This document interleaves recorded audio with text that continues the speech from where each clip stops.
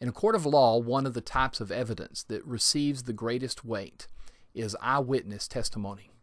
A lawyer, in an attempt to mitigate the impact of such testimony, will try to impeach the witness, claiming that because of prejudice or some type of character deficiency, his testimony is unreliable and should be ignored.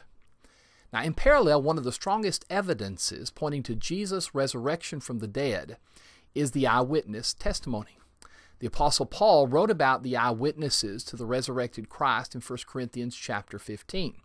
He listed in order the Apostle Peter, then the 12 apostles, and then thirdly, over 500 brethren at once who saw the resurrected Lord, then the Apostle James, and then the 12 apostles again.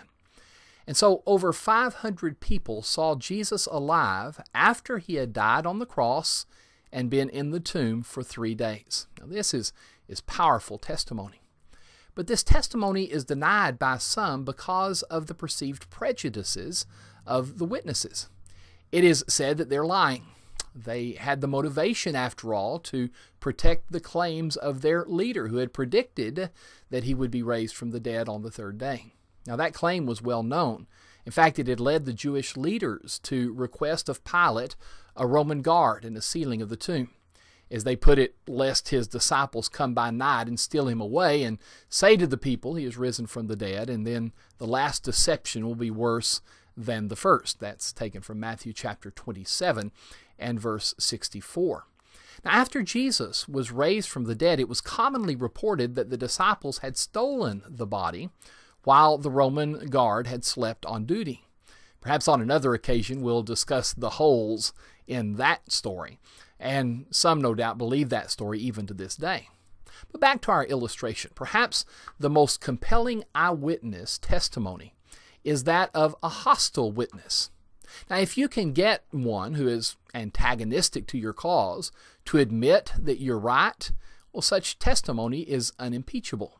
After all, he has no motive to agree with you, and his willingness to tell the truth despite the fact that he has personal antagonism toward the truth, well, that indicates a person of great personal integrity. Enter the Apostle Paul. In that list compiled in 1 Corinthians chapter 15, he added to the end, "Then last of all, he was seen by me also as one born out of due time." Now, you may have heard about Paul. Before Jesus appeared to him alive on the road between Jerusalem and Damascus, he was virulently opposed to the Christian faith. He consented to the death of the disciple Stephen, and it is said that he made havoc of the church, entering every house and dragging off men and women and committing them to prison. That's from Acts chapter 8 and verse 3.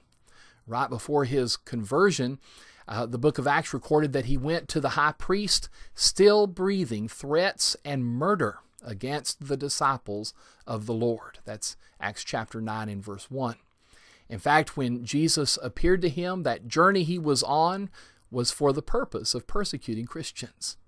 Now, the only thing that the Apostle Paul had going for him at that time was his integrity. He thought that what he was doing was right. Now, when Jesus identified himself as the risen Lord, Paul realized that he had got it wrong all along. The claims that Jesus was the Christ were true. Paul knew it for a certainty. When he heard the voice from heaven, he asked, "Who are you, Lord?" And the voice responded, "I am Jesus." Now, was Jesus resurrected from the dead? The unimpeachable, hostile witness says, "Yes, I saw him." That testimony is good enough for a court of law. The question is it good enough for you?